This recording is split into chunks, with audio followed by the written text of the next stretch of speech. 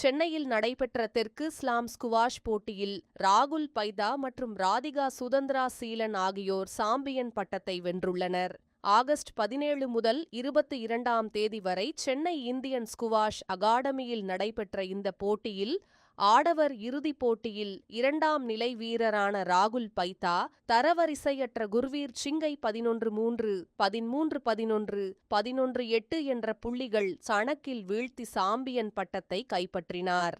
மகளிர் பிரிவில் தரவரிசையற்ற ராதிகா சுதந்திரா சீலன் 2ஆம் நிலை வீராங்கனையான பூஜா ஆர்த்தி ஐ 11-4, 11-9, 11-3 என்ற நேர் செட் கணக்கில் வீழ்த்தி பட்டம் வென்றார். ஜூனியர் பிரிவுகளிலும் இந்திய வீரர்கள் சிறப்பான ஆட்டத்தை வெளிப்படுத்தினர். பாய்ஸ் அண்டர் 17 பிரிவில் லோகேஷ் சுப்ரமணி சாம்பியன் பட்டம் வென்றார். அண்டர் 19 பிரிவில் புரஃபரம்பியா பட்டம் கைப்பற்றினார். பெண்கள் அண்டர் 19 பிரிவில் ஆகான்ஷா குப்தா சாம்பியன் ஆனார்.